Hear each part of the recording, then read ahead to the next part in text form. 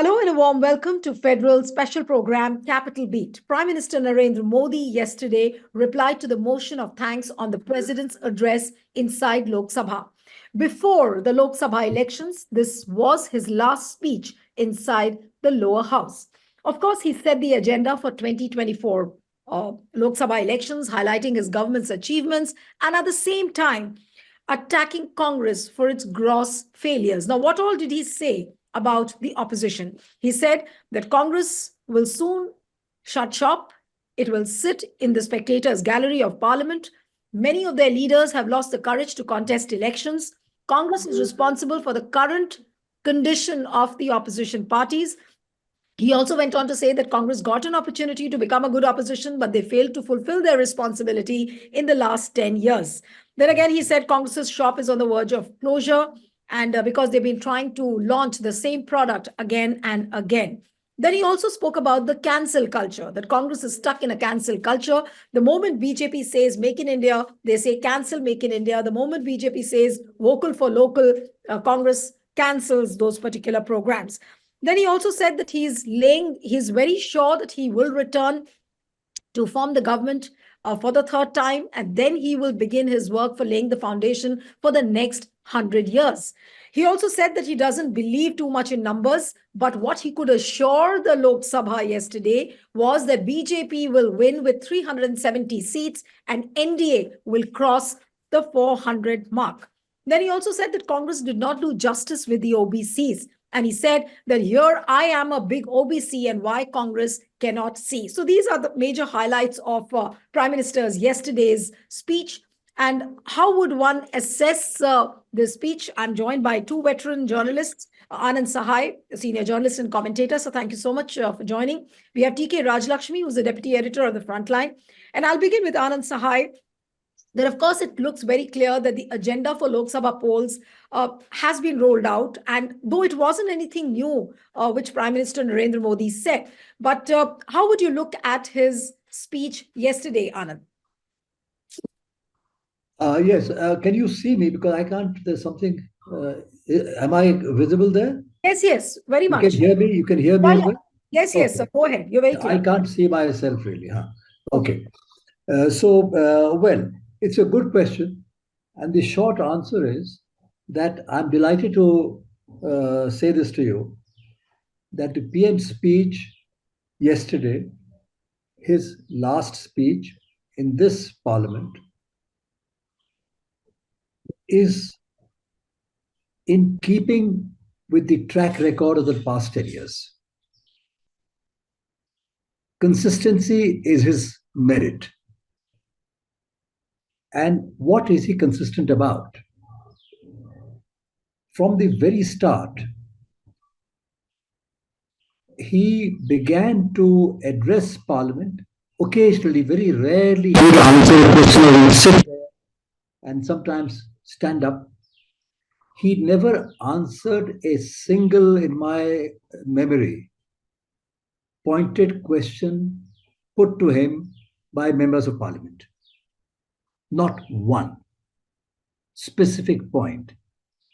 Instead, what he did with a certain degree of an elan, not of an orator, but of a, I recall, where you make the crowd laugh,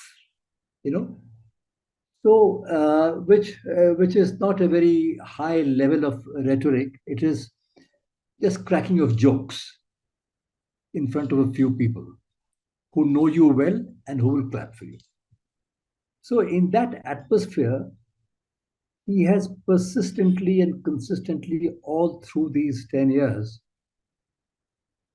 patted his own back, attacked the opposition, bypassed answering any specific question put to the government or to him directly on a day like this, vote of thanks to the president for the joint address to two houses, such occasions, not one dealing in generalities, always pointedly going at opponents as though the election was right next door, like a few weeks away. This has been the hallmark of the current Prime Minister's speeches whenever he deigns to talk. In a democracy, the leader always speaks to the people through the media, through the parliament. In this case, whenever he has spoken, is always to bypass, to attack, to praise himself to the skies, and not picking up critical issues to take up. Instead, to highlight and broadcast in the most colorful ways possible speaking points of his party, which emanate from him because they dare not emanate from anybody else. If they do, that person will be in serious trouble. Right. So that we saw today, yesterday, and lo and behold, this time the election is right round the corner, which is true. So therefore, let's put this down as the first significant election speech for the Lok Sabha polls of 2024. That is clear as day. There can be no dispute about that. And number two, many hours of discussion had taken place, as the PM said himself. About 60 individuals had spoken. Many of them will be from his own party. And those interventions will be in praise, in extravagant praise, if I may underline. Obviously, yeah. It's not so obvious. I'm sorry, I must cut in here. Okay. There was a time when a Prime Minister of India, I'm speaking of the very first Prime Minister, who once was so angry with the opposition. What he said, he got up and said, if I was sitting in your place on the opposition benches, I will not permit this government to proceed for 1 minute more. Because you are not pointing out the deficiencies, the weaknesses, you're not attacking the government, which means you're not working properly. He was attacking his own government. That's been the glorious record of this Indian Parliament. But that was the old building. And we are leaving that past behind. We are into creating a new India. So this is the hallmark of a new India, where you praise yourself. You see nothing wrong in doing that. False praise, usually it is. Propagandist praise. Propagandist praise, by definition, will be false praise. And see no merit at all in what the other side is trying to say. The BJP has had a prime minister before, Sri Vajpayee. His government was not like this. His government was not like this. His speeches were not like this. His ministers did not speak like this because they took the cue from the leader of the government. Today, not only ministers of the government, but people far below the hierarchical ladder echo the leader and thereby bring down the tenor and tone of public life in the country. This was a startlingly good example of that which we saw. Of course, it was an election speech, and exactly as we had seen in the case of the president's address, where you leave out the principal issues of the day, Right. You don't talk about this year, but you talk about the past 9 years, the past 10 years. So this was in continuation, of that vein of talking about yourself. That's one point. Two, I was very surprised, or shall I say, I was not so surprised, because in the 10 years, only one party has been attacked day in and day out. I'll offer you no prize for guessing. Now, it so happens that in this opposition alliance, which as an alliance faces trouble now and again, I don't know what shape it will take. The BJP is up against regional parties in a number of states. There, it is not saying anything about the opponents, of those regional opponents. It is talking only about one single party. And why is that? Why is that? Because perhaps there may be need for certain regional parties in the post-election situation. Right. People who you deem to be your opponents regionally in some states could well jump onto the bandwagon. You know that certain parties will not do that. The Congress will not do that. RJD will not do that. DMK will not do that. The communist parties will not do that. So these parties will leave out. But the Congress alone is made the sole target of attack. Right. True. Right? So beyond that, what was the speech about? It went on for 90 minutes plus. I would urge you to enlighten us. Absolutely. I have looked at the, I've heard the speech and I have looked at the news reports. Is this country not facing a serious crisis on the employment question? Is it worst in 45 years? Is this not country not facing serious price problem? I'm talking about the poor people. But for the government to go on saying that we are the fifth or third or largest economy in the world, which is a meaningless datum. And the reason for that is, if you earn 10 rupees a day and I earn 10 rupees a day, and 1.4 billion people earn 10 rupees a day, all of us together multiply 10 rupees by 1.4 billion, the figure that you will arrive at, by 10 I meant X. It will be a very impressive figure compared to a country whose population is only 200 million. If they earn 10 rupees a day, they will never reach your mark. But what happens within your economy? A very large proportion of the people have been pushed out of the, they've been pushed into poverty. They had made some small advance, they've been pushed back. The government data will show that that's not true. The government data will show that we have pulled people out of poverty. But that data is suspect in the eyes of specialists. Because they use the data which is convenient to them. They have adjusted it to a certain year. Right. They have changed the earlier pattern by which you judged the earlier governments.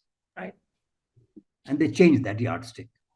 No, but I want to come to that point, Anand. Sorry to interrupt you, but I want to go to Raj Lakshmi on the point where you said that his sole aim seems to be attacking just one party. And of course, he spoke about Congress so many times yesterday that Congress has lost the courage to contest elections, that Congress is responsible for the current condition of the opposition. They've failed to fulfill their responsibilities as an opposition. All of that he said. So did you see an effort by the Prime Minister to completely isolate Congress in the amongst the other opposition parties? Was there an effort to completely isolate it? Yes, Nilu, you're spot on. Your analysis is spot on. It was an attempt to isolate the Congress vis-a-vis the allies of the India Alliance.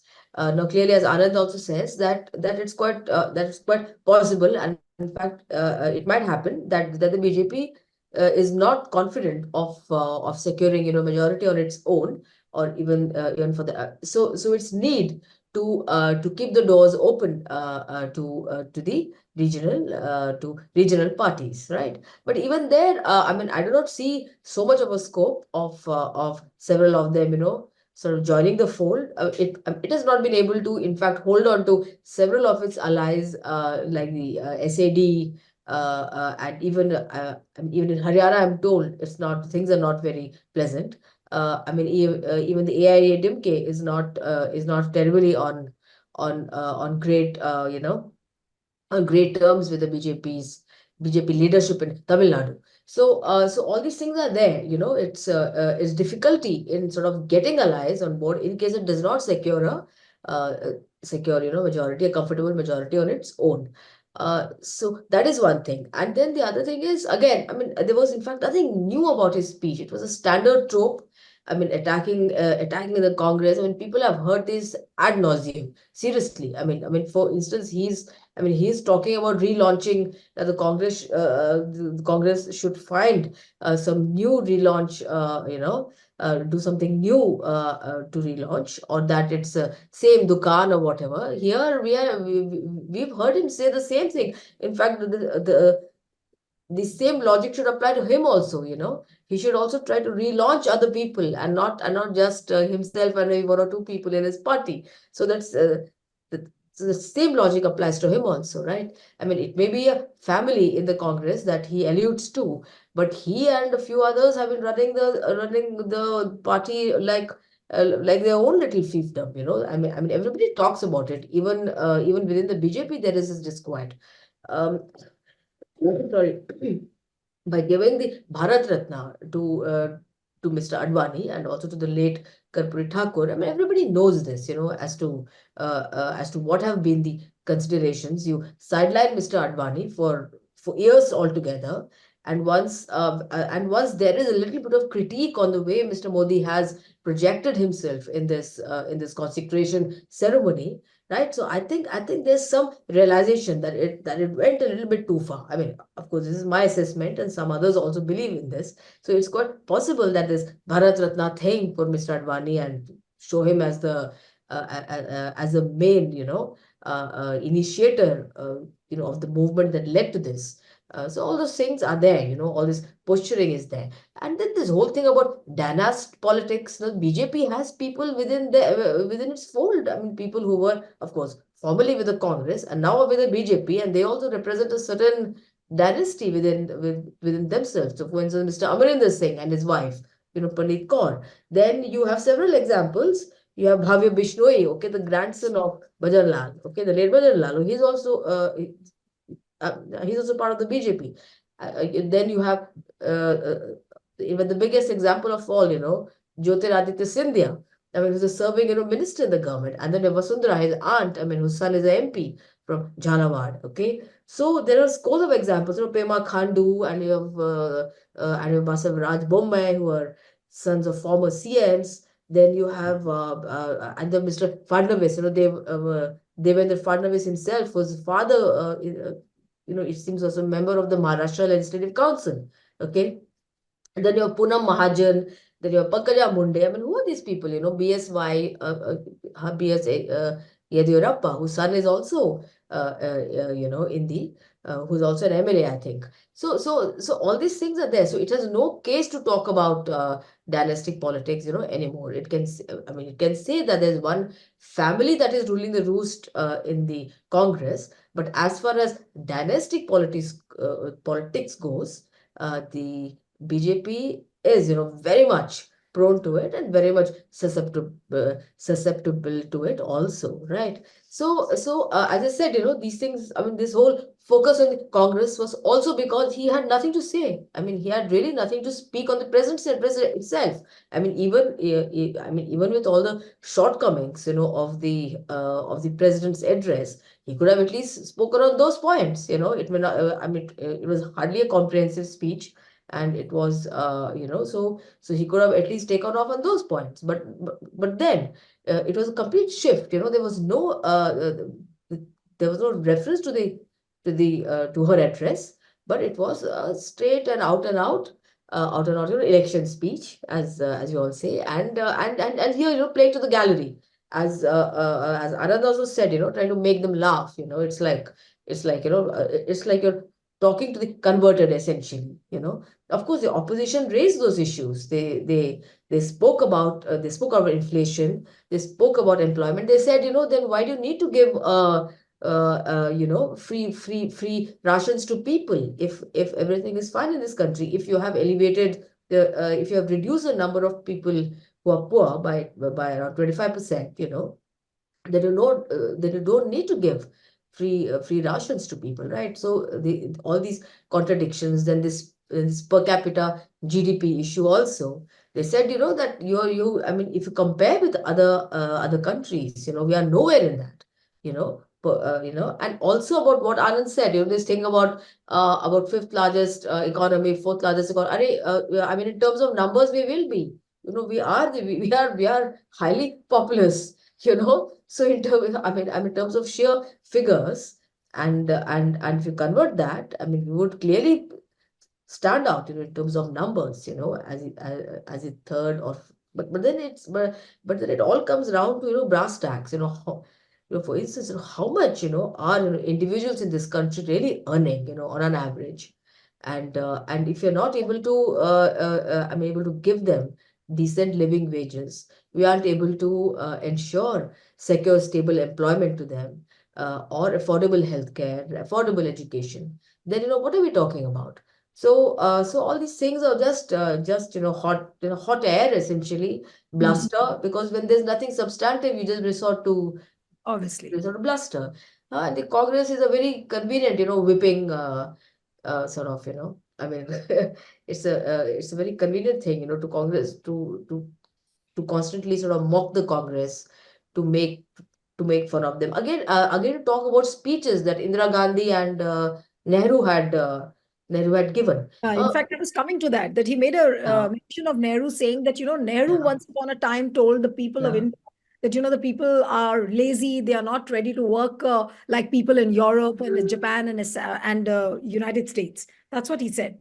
Yeah, yeah, specular, Nilu, because we started off at the same time as China. Now we had Japan, which was completely sort of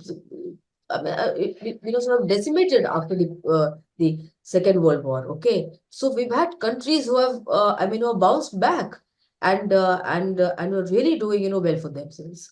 So the context in which Nehru may have said that, because I think leaders say all kinds of things, to exhort the population, right? You have to say something stimulating to the population. So you might have said that you need to be more industrious, you need to be more hardworking, etc.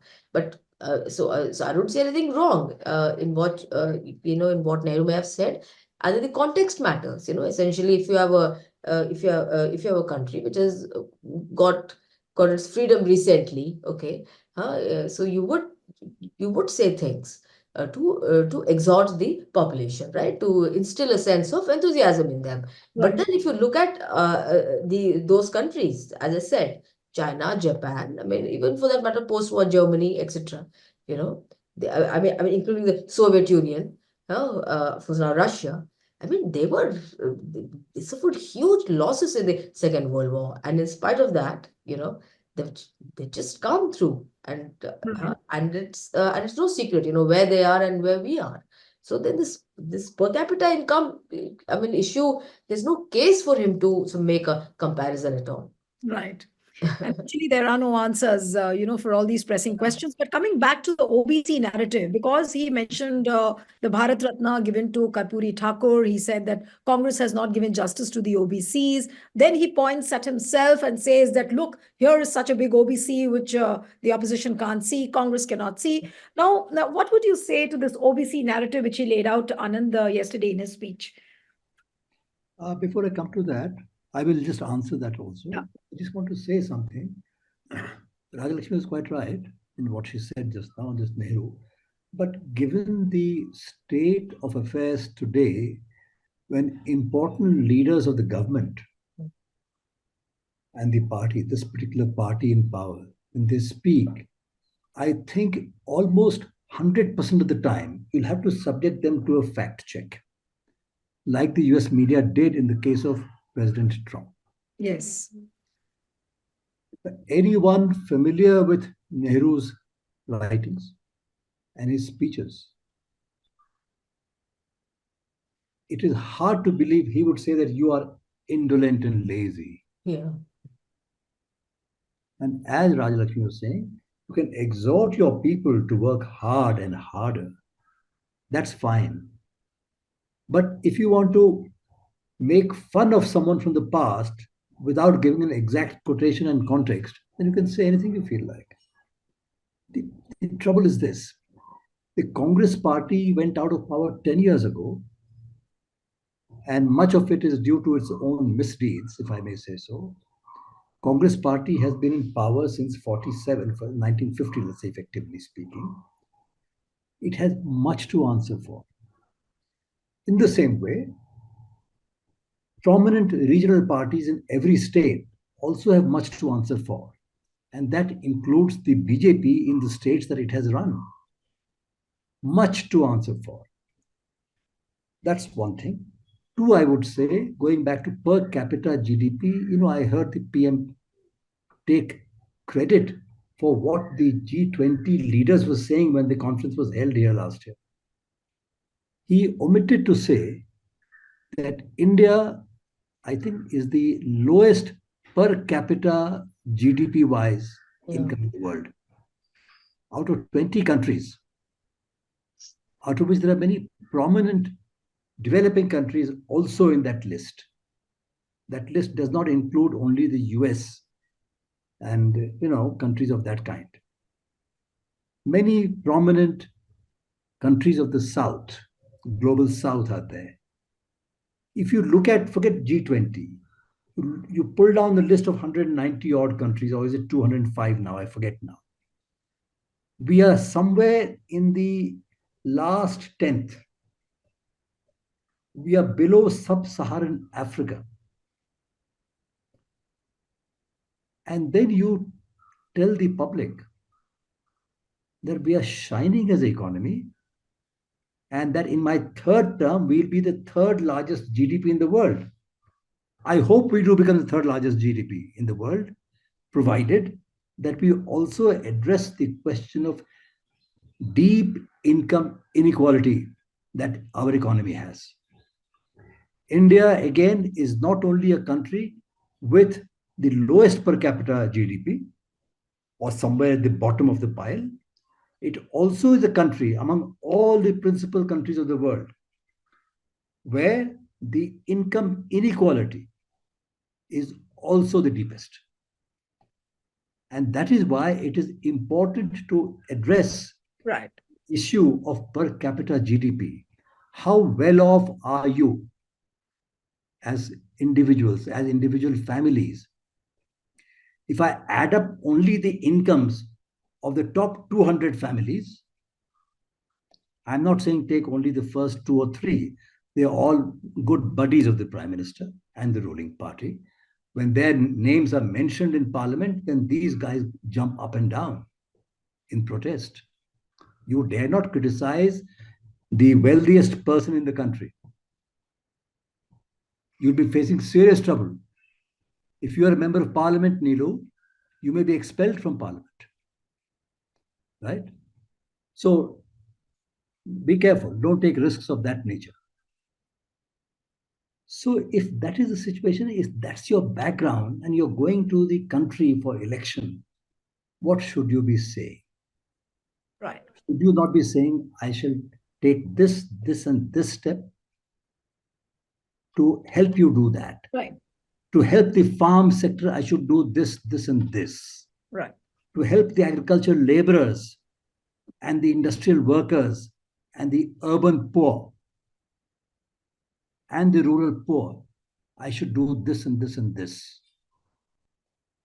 You have not said, address this question at all. Right. And then I'm coming to your question. This is a party which believes it has arrived in a state of castelessness and classlessness. It says that we want to bring all the Hindus together. And yet, what is it doing? You're pointing to a specific broad spectrum, broad category of castes, intermediate castes of India, from which the Prime Minister himself comes. This particular intermediate caste in India, in the past, has suffered, just like the Allow scheduled. me to interrupt you, Anand, but just few days before, and also before that, Prime Minister Nirmala Sitharaman mentioned in the budget that there are four castes in which the Modi government believes in. That is the poor, the women, the farmers, and the youths. Now, these are the Okay, four I'm castes. glad you asked that. I'm glad we'll come to that. But Yeah. all I'm saying is that here, this government and its progenitor, the NGO from which it takes its inspiration, they say we do not believe in castes. And yet the Prime Minister of India talks about caste. A particular caste gives the country's highest civilian honor to a person of that caste, not 3 years ago, not 5 years ago, on the eve of election. Right. What is the signal? The signal is, listen, friends, I'm not sure of your allegiance to my thought and my policies and my record and my so called achievements. Therefore, I will try to please you by taking a big icon of yours and handing him the biggest award in the country. Just like Baba Sahib Ambedkar. Earlier, in order to win over the untouchable castes of the Hindu social order, there was the Ambedkar circuit. Yes. Here was he was born, here he went and did this. So if you wish to do parikrama of that circuit, so I'm trying to please you as a caste group. So this whole non-stop effort to please different caste groups has never abated. And yet we say India is one, Bharat is one. India is a bad term. Bharat is one. Bharatiyata is uniform. So it is absurd to speak on these lines. And then the question that women are the oppressed castes, women, and what are the others? Farmers? Women, youth, farmers, and poor. These are the four castes. They call Okay. it the edifice of the All government. right, all right, all right. The farmers are up in revolt for one whole year in which some 7,000 of them lost their lives. They were protesting, lakhs of them, at Delhi's doorstep. Women who bring us great laurels, those women sports people, those wrestlers, they were out on the street in Delhi. And that photo I cannot forget ever. That police personnel stamping with the boot on her neck. They had specific demands. You did nothing. You deceived them. You forced them. You sent them to the lockup. So that's what's happened to women. Beti bachao, beti padhao. I mean, let's have the data on these things. Don't make empty slogans. Farmers of India, there's a farm crisis. There's a farm crisis. They want minimum support prices, right? You will not give it. You will make vague and false promises. No, they made an assurance on the MSP, but still You will send the matter to the Supreme Court, which will appoint a commission, and only as a dilatory tactics to delay matters and do nothing. Nothing has happened on that front. So we have women and farmers and youth. All the youth are running off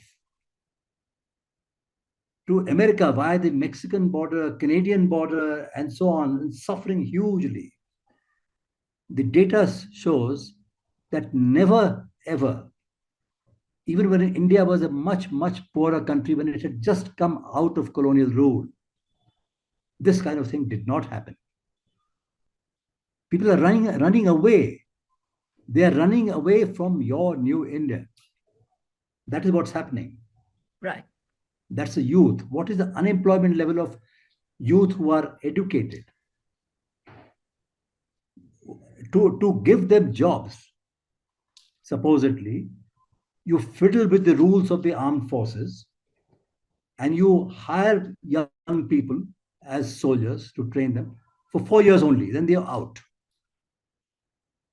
The former army chief, Narwane, he says in his yet to be published biography, we don't know, it looks like the government is going to ban that biography, autobiography, memoirs. Because he has said that, listen, they were stunned. The military brass was stunned when the government proposed this 4 year, your whatever, Veer Yodha, whatever they are called, Agniveers.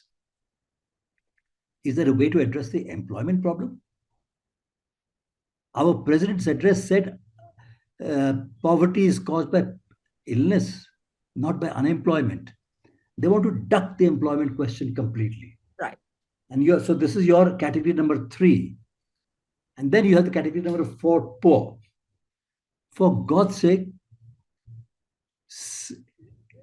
2/3 plus population of 1.4 billion is in the category of the extreme poor in this country. What have you done for them? Labharthi. Labharthi is a hodgepodge mixture of various schemes. You give them, the best you give them is 500 rupees a month. And that too, to get that money, or all these poor people who have various schemes attached to the prime minister's, every scheme has to have the prime minister's name and nothing Right. else. Right. So they have to pay a bribe to get their names there. So just before the election, you extend that scheme. On what logical basis, or on what basis other than sheer propaganda, can you say the country looking bright and it's all wonderful? Right. And I'm coming back for my 3rd term. You may well come back. But what is the basis of saying so? Right. The arithmetic in the various states does not indicate that. Right. All right. So we'll have to go to the last bit. And Rajalakshmi, I'll come to you. That, of course, the arithmetic doesn't indicate, as what Anand said. We've discussed all what the problems are. The questions to which Modi has not answered a bit, whether it is unemployment, whether it is inflation, whether it is various schemes, why he's giving free ration. He may not talk logic, but he was just trying to play the gallery, is what we have discussed for the last almost like 45 minutes. But coming to you now towards for the concluding comment, that Prime Minister Modi, for the first time, said that how many seats BJP will get. I was just trying to Google and check. He hasn't ever spoken about, that all claims have been made by other BJP leaders. But for Prime Minister to say that BJP, and sounded confident, that he's assured that BJP will get 370 seats and NDA will cross the 400 mark. Now, what does one say then towards the last? Despite all the problems, everyone knows that the government is, indulging in so much of propaganda. Despite all the problems being there, this kind of confidence to say that we'll come back with a bigger majority, what does it show then? I think that's only to, again, speaking to his audience, in Parliament, and also to people who have been listening to his speech outside Parliament also. So to say that we, as a party, the BJP alone will do this, and that we may or may not need the help of the NDA, because the 370 is far beyond, a simple, majority in Parliament. So it's quite, it's quite possible that he was trying, that is sought to convey this image that the BJP on its own can manage, and that we may not need the help of our allies, but yes, if the allies are on board, I think good enough, and we'll go over 400, right? So he was also trying to give that sense of faux confidence, I would say, or fake confidence, because it was just because at this kind of a bluster or a claim, I think even the most confident politician, would not make on the floor of the house, So which seems to me that he and his party are not really confident of making those numbers. Come on, Nilu, they have alienated so many of their own people, their own state leaderships, for instance, Rajasthan, whether it's MP, I'm sure Mr. Chauhan is not going to sit back quietly and just digest the humiliation that was made to face. Similarly, with Vasundhara Raje also, they might be, yes, party soldiers, and they wouldn't sort of quit ship, they wouldn't leave. But then, there's so many examples. I mean, whether it's Karnataka, whether it's in the northern states entirely. I mean, and I'm quite sure things are not all that hunky dory with the UPCM as well as with him. So because it's who's more popular, the most. I mean, because all these things do in fact ultimately create a sense of rancor, whether one may sort of like it or not, even in a cadre-based party like the BJP. And this over projection at somewhere, I mean, has sort of had some kind of an impact. But then he's here trying to say that I, as a sole leader of the BJP, I mean nobody else, I'm going to ensure you Right. 370 Modi ke naam pe, it's like that, but I think everybody could see through that bluster, and Right. because it comes only from a lack of confidence. Otherwise you wouldn't really say that. Right. So this was Prime Minister's speech in Lok Sabha. He's yet to make his speech inside Rajya Sabha, which I'm sure is not going to be very different from what all he has said inside Rajya Sabha. So more or less, it was an election speech, and this was his last speech before the country goes to polls for the Lok Sabha 2024 elections. So we'll have to leave it there. Thank you so much, Anand Sahai, TK Rajalakshmi. It was wonderful having you on the program, and one appeal to the viewers who are watching this discussion: subscribe to our channel, send us a feedback, and stay tuned to the Federal. Thank you.